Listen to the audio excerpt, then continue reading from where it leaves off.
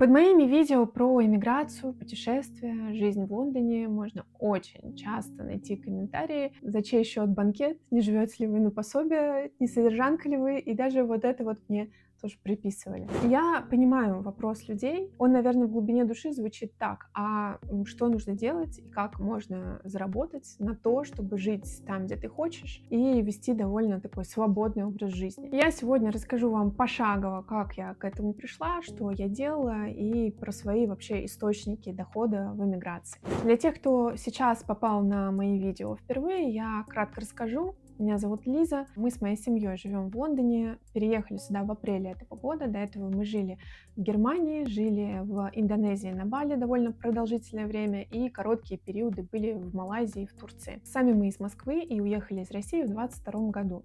Полная история нашего переезда есть в отдельном видео, можете перейти посмотреть. У нас не было какого-то наследства или огромных сбережений. Все это время, пока мы находимся в эмиграции, мы продолжаем работать оба. И давайте я расскажу про себя. Я родилась в Москве, получила бесплатное бюджетное образование на журфаке МГУ, но надо сказать, что еще до универа я очень хотела, рвалась работать, и где-то с 14 лет я зарабатывала свои собственные деньги. Почему так получилось? Потому что я росла в довольно авторитарной семье, и чтобы просто получить какую-то, не знаю, там, косметику, одежду, то, что мне хочется, я для себя построила связку, что если мне что-то хочется, надо пойти и заработать свои собственные деньги. Пам-пам-пам, в принципе, на этом видео можно выключать, шучу. Конечно, дальше будут подробности. В общем, где-то с 14 лет у меня были всякие адские, неприглядные работы в духе оператор колл-центра в страховой компании.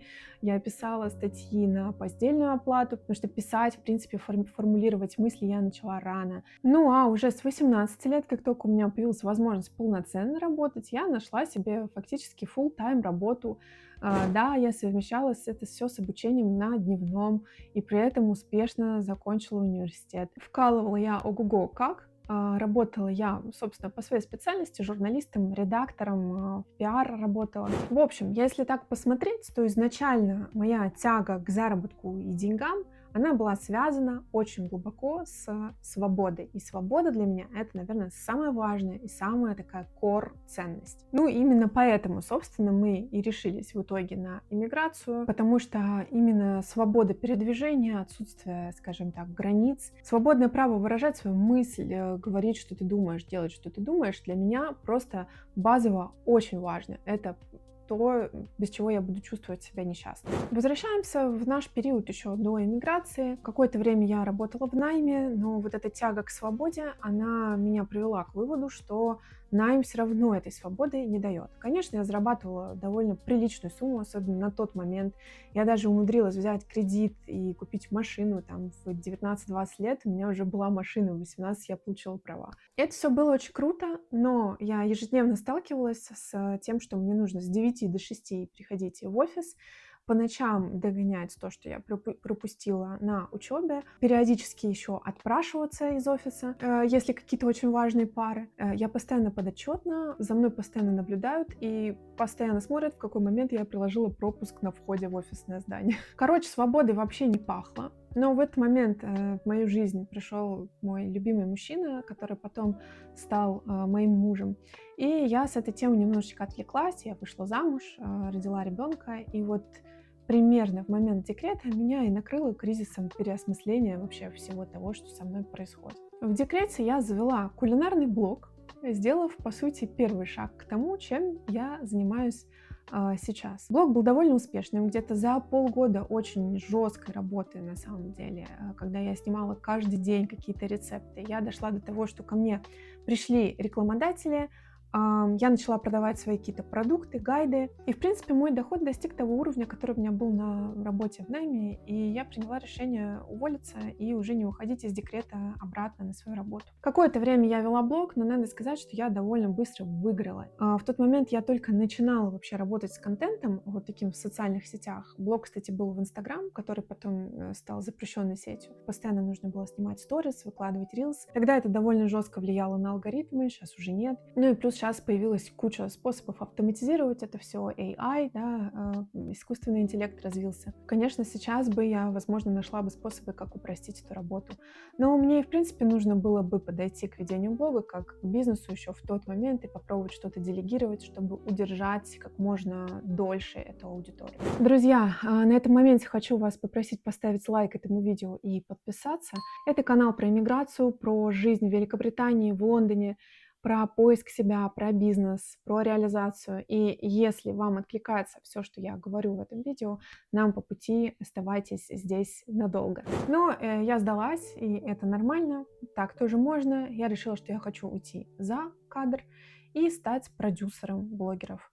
То есть все делать то же самое, просто для других людей. Помогать набирать аудиторию, помогать развивать блог, делать контент, но не быть в кадре и зарабатывать на своих услугах. То есть блогеры, эксперты разные, там психологи, фотографы, врачи, юристы, специалисты по финансам, они платили и платят мне за то, что я помогаю им продвигать их личный бренд и продавать их продукты и услуги, формирую концепцию, линейку продуктов и так далее. И на тот момент у меня все классно получалось, я росла в доходе постепенно. Как вдруг наступает 22 год, и, конечно, все просто летит в тартарары. Помимо всего того, что происходит в принципе с потреблением контента из-за того, что у людей огромные потрясения, еще и происходят блокировки социальных сетей.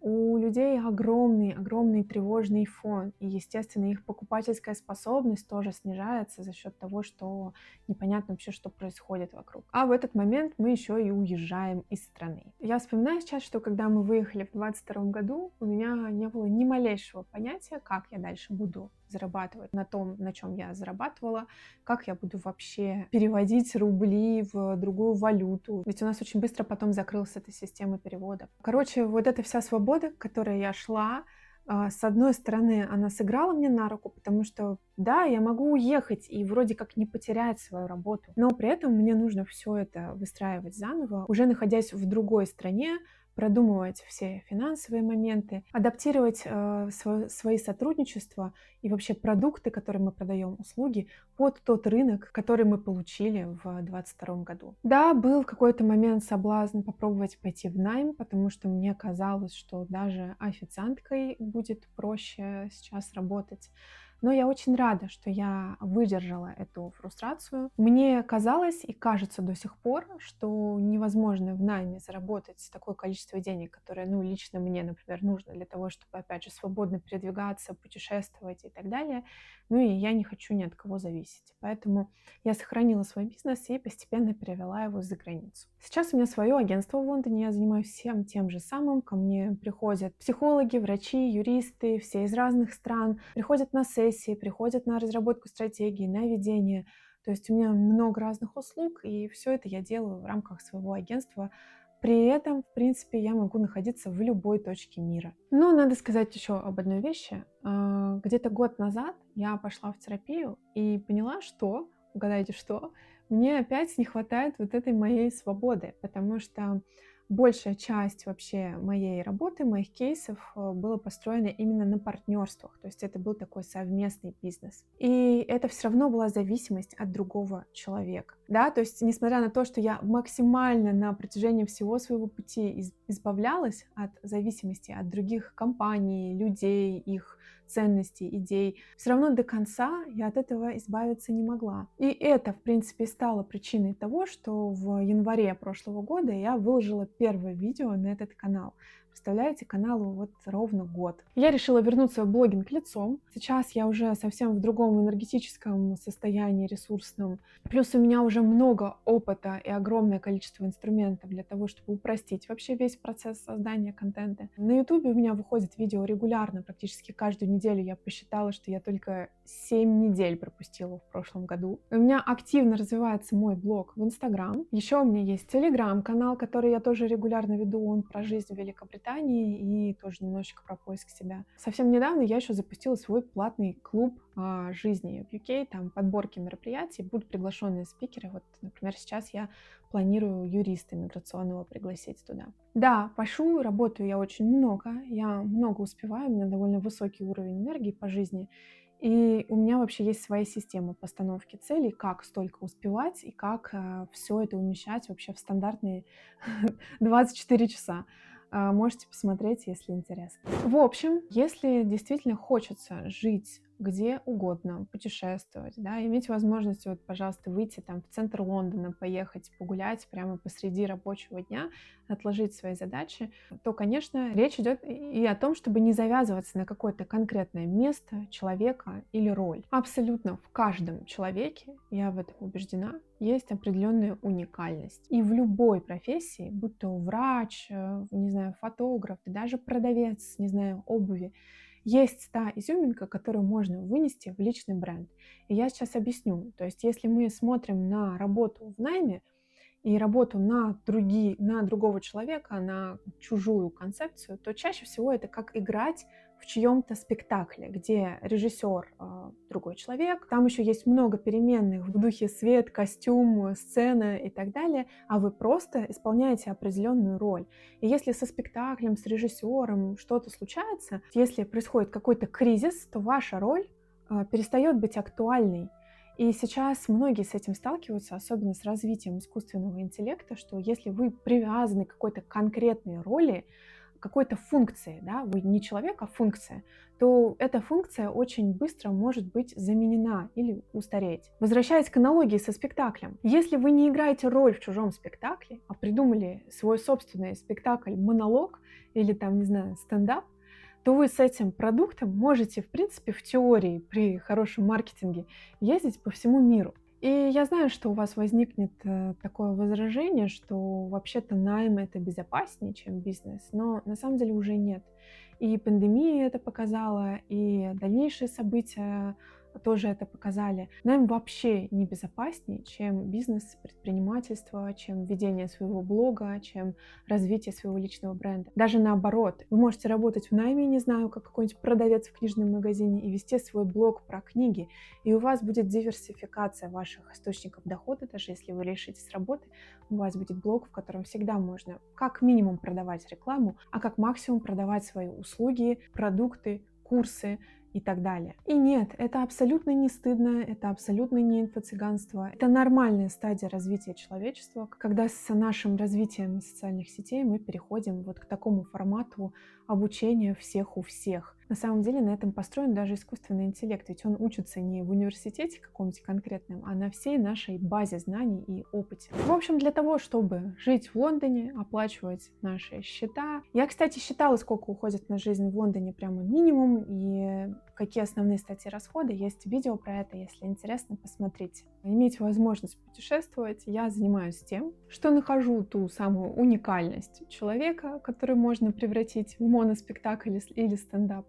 и превращаю ее в бизнес, то есть учу человека на этой уникальности зарабатывать. Придумываю, что транслировать аудитории, какие социальные сети вести, основываясь на сильных сторонах этого человека. И, кстати, ровно то же самое я делаю и с брендами. Если вы сейчас зарабатываете, но боитесь все потерять при переезде, или понимаете, что найм — это больше не безопасная стратегия для вас, чувствуете, что вы в каком-то кризисе переросли свою роль, хотите какие-то доп. Источники дохода построить и вообще проявляться больше и показать миру вообще всю свою ценность, я с таким работаю каждый день и могу помочь собрать форму дохода, которая выдерживает переезды, иммиграции, кризисы и так далее. Если вам нужен конкретный план под вас, приходите на мою сессию, я оставлю ссылку в описании. Ну и такой эпилог. Я не верю в универсальные рецепты заработка, но я точно знаю, что в текущих условиях, в нашем переменчивом мире, просто необходимо опираться на себя. И нет варианта больше надеяться на какую-то конкретную профессию, типа айтишники всех победят, на какую-то конкретную страну,